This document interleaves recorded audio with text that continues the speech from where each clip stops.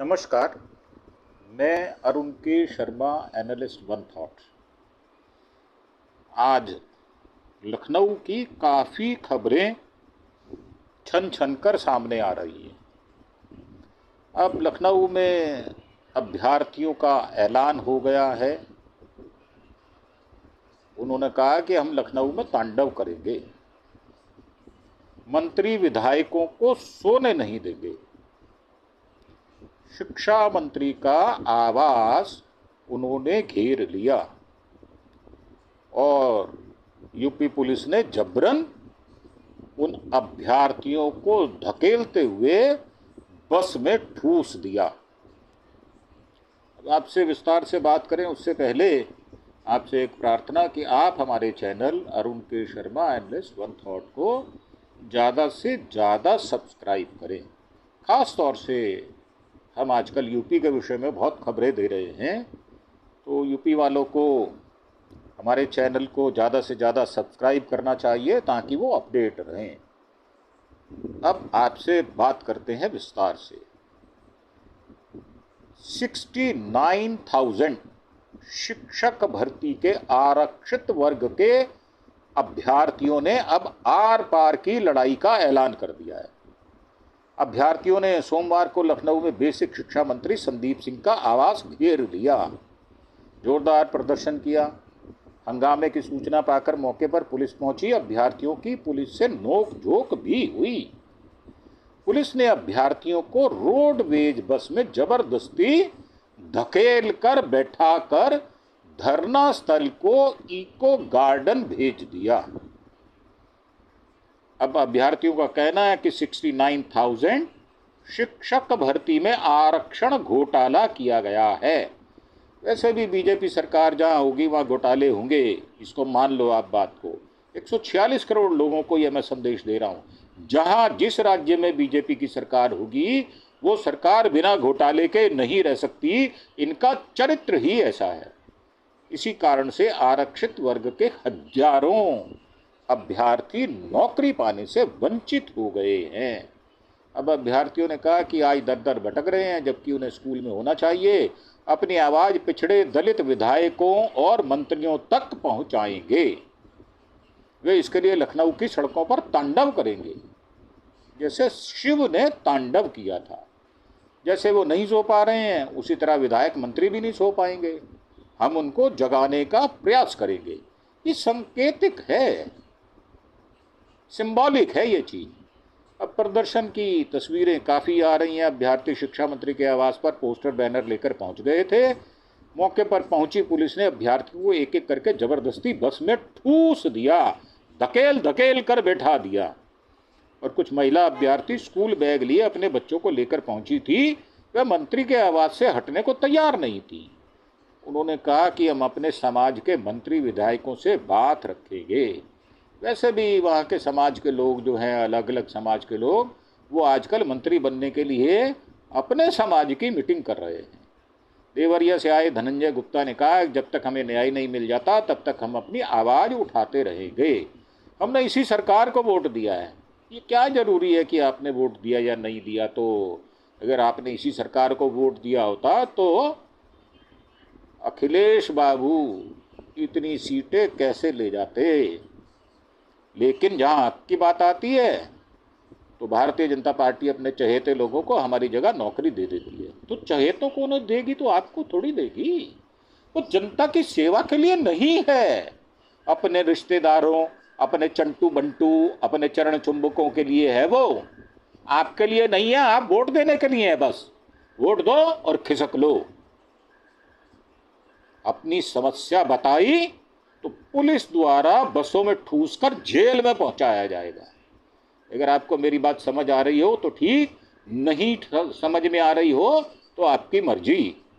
अब 69,000 शिक्षक भर्ती में हुए आरक्षण घोटाले के बाद 5 साल बाद भी हम भटक रहे, तो भटकते रहो। 5 साल और भटकना पड़ेगा जब तक सरकार नहीं बदलेगी।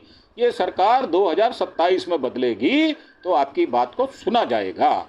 हमें इस समय विद्यालयों में होना चाहिए। हमारे समाज के जितने भी विधायक मंत्री हैं, इनसे अपनी बात रखेंगे। वो कुछ नहीं करेंगे, मलाई चाट रहे हैं वो। और आपको धर्म की अफीम, और धर्म का दतूरा चटाएंगे, हिंदू मुसलमान की नफरत बताएंगे, इन्हें चैन से नहीं रहने देंगे।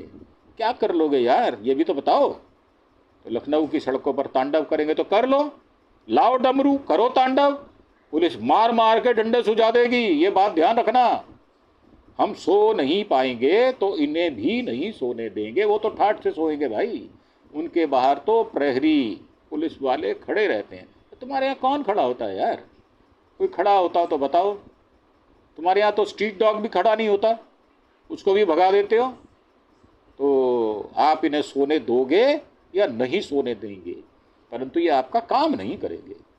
अब धनंजय गुप्ता ने कहा कि हम सरकार से अपनी बात मनवा कर रहेंगे। मनवा लो भाई, देखो बनवा के, डंडे खा लो, 2 4 10 बार डंडे खाओ। अगर बात मानी जाए तो मुबारक, नहीं मानी जाए तो अपने घर जाओ। और पिछड़े दलित अभ्यर्थियों के साथ अन्याय किया गया है, वो तो वर्षों वर्षों से हो रहा है। आज़ादी से पहले भी होता था, आज़ादी के बाद भी होता रहा। पिछड़े दलित, इनको हिंदू बीजेपी वाले नहीं मानते, जबकि बाकी राजनीतिक पार्टी के लोग इनकी राजनीति तो करते हैं, इनको हिंदू तो मानते हैं, परंतु इनके लिए अपनी पीठ पर डंडे नहीं खाते। कितने राजनीतिक नेता आपके साथ खड़े हैं, उसका जब नाम पता चल जाए तो मुझे बता देना। अब हाई कोर्ट ने पक्ष में दिया था निर्णय। धरना प्रदर्शन की अगुवाई कर रहे अमरिंदर पटेल ने बताया, साल 2018 में यह भर्ती प्रक्रिया शुरू हुई थी। जब इसका परिणाम आया तो इसमें व्यापक स्तर पर आरक्षित वर्ग के अभ्यर्थियों के साथ अन्याय किया गया और उन्हें नौकरी देने से वंचित कर दिया गया। तो भाई किसको करें वंचित? वो पैसे वाले को करें, स्वर्णों को करें, उनको तो कर नहीं पाते, उनसे तो डरते हैं, इनकी टांगे कांपती हैं भाई साहब, इनकी पैंटें धोती गीली हो जाती है उनसे, इसलिए उस पर ही जुल्म ढाएंगे। जो गरीब है, दलित है, पिछड़ा है, उन पर ही ढाएंगे ये, क्योंकि उनके ऊपर ही इनका डंडा चलता है, स्वर्णों पर इनका डंडा नहीं चलता। तो एक लंबे आंदोलन और न्यायिक प्रक्रिया से गुजरने के बाद 13 अगस्त 2024 को लखनऊ हाई कोर्ट के डबल बेंच ने आरक्षित वर्ग के अभ्यर्थियों के हित में फैसला सुनाया था और नियमों का पालन करते हुए 3 महीने के अंदर अभ्यर्थियों को नियुक्ति पत्र दिए जाने का आदेश दिया था। लेकिन सरकार इस प्रकरण में हीला हवाली करती रही है और करती रहेगी। ये ध्यान से सुनना मेरे शब्दों को आप। और मामला सुप्रीम कोर्ट में चला गया। आप सुप्रीम कोर्ट के भी ऊपर कोई कोर्ट हो तो वहां भी चले जाओ। सुप्रीम कोर्ट भी आजकल अपनी नौकरी बचाने के चक्कर में जजेस पड़े हुए हैं। 33 से 35 जजेस हैं, सरकार के पक्ष में निर्णय देते हैं। SIR में क्या हुआ, कोई फैसला दिया तो 6,980 करोड़ रुपया जो चुनावी फंड लिया था उसको जब्त किया। क्या महाराष्ट्र सरकार में उद्धव गुट की सरकार को दोबारा से वहां सत्ता दी? नहीं दी। तो ये सुप्रीम कोर्ट भी इसी तरह लुंज पुंज बना हुआ है, ये इसी तरह के फैसले देता है और सत्ता से डरता है। क्या हुआ चंद्रचूड़ का, आपको पता है? गगोई का क्या हुआ? रेप का केस लगा था उसके ऊपर, परंतु राज्यसभा का मेंबर बन के बैठ गया। ये निर्लज्ज लोग हैं, इनकी भी गिनती उन्हीं में होती है। अब सुप्रीम कोर्ट ने भी सरकार लापरवाही कर रही है, जिस कारण से आज हम लोगों को सड़क पर उतरना पड़ रहा है। भाई आप सड़क के आदमी हो, सड़क पे ही रहोगे, आप स्कूलों में नहीं जा पाओगे। मैं आपको दावे के साथ कह रहा हूं, ये मेरा जीवन का अनुभव है। आप स्कूलों में नहीं जा पाओगे, मैं आपको पूरे विश्वास से कह रहा हूं। आप सड़कों के आदमी हो, सड़कों पर रहोगे। और उन्होंने कहा कि हमारी यही मांग है कि सरकार सुप्रीम कोर्ट में हमारी मजबूत पैरवी करे। नहीं करेगी और हमें जल्दी न्याय दिलाए, नहीं दिलाएगी। भाई साहब, हमारे देश में तो रिवाज है लेट लतीफी न्याय का, और जबकि ये कहा जाता है कि अगर न्याय को देर से दिया जाए तो अन्याय है। तो आपको न्याय तो मिल सकता है, न्याय नहीं मिलेगा, मैं गारंटी के साथ आपको कह रहा हूं। और अभ्यर्थियों ने बस में बिठाए जाने के बाद नारेबाजी शुरू कर दी। कर दो यार, क्या फर्क पड़ता है।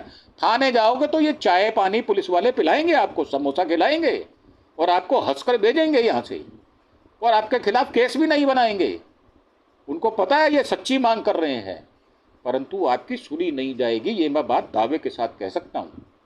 शिक्षा मंत्री शर्म करो। अरे शर्म उनको आती होती उल्टे घड़े हैं भाई कुमार के, कैसी बात कर रहे हो आप।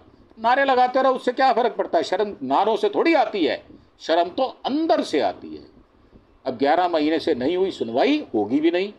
पिछड़ा दलित संयुक्त मोर्चा के प्रदेश अध्यक्ष सुशील कश्यप ने बताया कि उत्तर प्रदेश सरकार जानबूझकर पिछले 11 महीनों से सुप्रीम कोर्ट में आज तक एक भी तारीख पर नहीं पहुंची, नहीं पहुंचेगी। क्या उखाड़ लोगे वो बताओ। ना पहुंची है ना पहुंचेगी, जिस कारण आरक्षण पीड़ित अभ्यर्थियों को सुप्रीम कोर्ट से न्याय मिलने में देरी हो रही है। देरी नहीं होगी भाई साहब, अंधेर हो जाएगा। करके देख लो, आप अनुभव कर लो, अनुभव में अपनी जिंदगी निकाल देना। और इसके लिए सरकार जिम्मेदार है। भले जिम्मेदार हो पर वो अपने आप को पाक साफ समझती है। सरकार में बैठे अधिकारियों ने इस भर्ती में आरक्षित वर्ग की 19,000 सीटों पर आरक्षण का घोटाला किया है तो आप क्या कर लोगे। मध्य प्रदेश में व्यापक घोटाला हुआ, क्या उखाड़ लिया वहां पर लोगों ने। कितने ही लोग उसमें मर गए, आत्महत्या कर ली उन्होंने। कैसे मरे इसकी पता ही नहीं चल पाया, छानबीन की मामला गोल हो गया। शिवराज सिंह को कोई दाग नहीं लगा। खरबों खरबों रुपए की हेराफेरी की गई। व्यापम जो घोटाला था स्वास्थ्य विभाग का, मैं उसकी बात बता रहा हूं, कितने वर्षों से चल रहा है। 200-250 आदमी तो उसमें मर चुका है। क्या उखाड़ लिया आपने, नहीं कर पाओगे।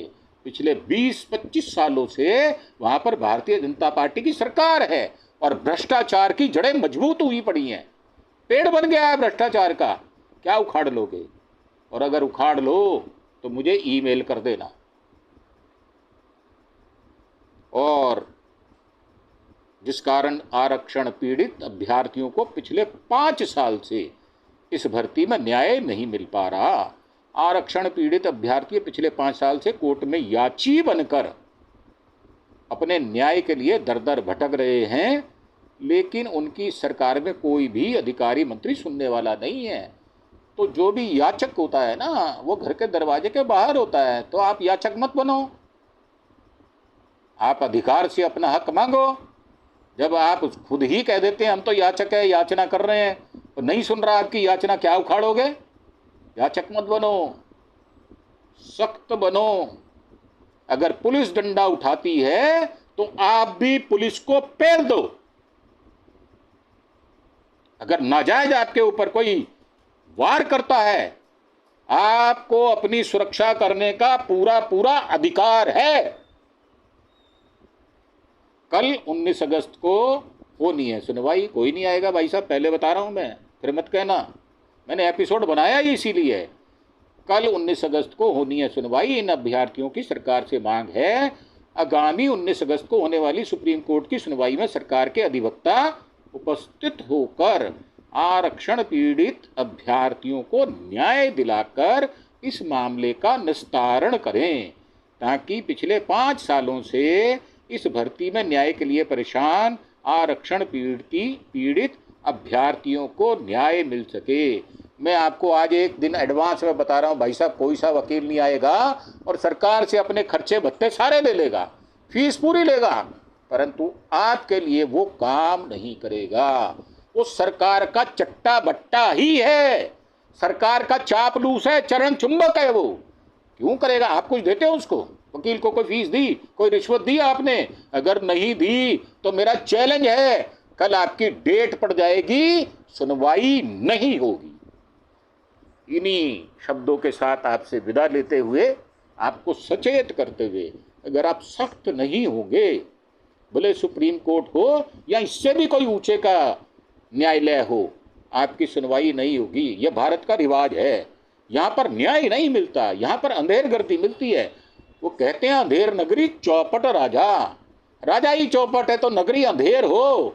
उसमें अंधेरा हो, बत्ती ना जलाने वाला कोई हो, कोई फर्क नहीं पड़ता, क्योंकि राजा ही चौपट है। अब इन्हीं विचारों के साथ आपसे विदा लेते हुए एक बार फिर से प्रार्थना कि आप हमारे चैनल अरुण के शर्मा एनालिस्ट वन थॉट को सब्सक्राइब अवश्य करें, और इस प्रकार के आपको हमारे जुमले सुनने और सहने पड़ेंगे, परंतु ये आपकी भलाई में कहे जा रहे हैं। भले ही हमने व्यंग किया हो, परंतु ये व्यंग उस गंभीरता को दर्शाता है जो आपके दर्द में सहायक बनने की कोशिश मात्र कर रहा है। तो हम आपकी पीड़ा के साथ हैं। आप अपनी बुद्धि को स्थिर रखें और देखें आपको कौन से सख्त कदम उठाने हैं, तो उन कदमों को उठाएं और अपने लाभार्थी होने का, अपने अभ्यर्थी होने का जो आपको सिलेक्शन मिला हुआ है और आपको अपॉइंटमेंट लेटर नहीं मिल रहा, उस दिशा में सार्थक प्रयास करोगे तो हो सकता है आपको सफलता मिल जाए। परंतु समय समय पर रह रहकर जब आप प्रयास करते हैं तो उन टूटे प्रयासों पर हिंदुस्तान का कोई भी सत्ताधारी कोई ध्यान नहीं देता। इन शब्दों के साथ आपसे एक बार फिर से प्रार्थना करते हुए कि आप अरुण के शर्मा एनालिस्ट वन थॉट को ज़्यादा से ज़्यादा लोगों से सब्सक्राइब कराएं, ये जिम्मेदारी मैं आपके कंधों पर डालता हूँ और आशा करता हूँ आप हमें सब्सक्राइब करने में सहयोग करेंगे। इन शब्दों के साथ आपसे आज्ञा लेते हुए धन्यवाद। Thank you. जय हिंद, जय भारत।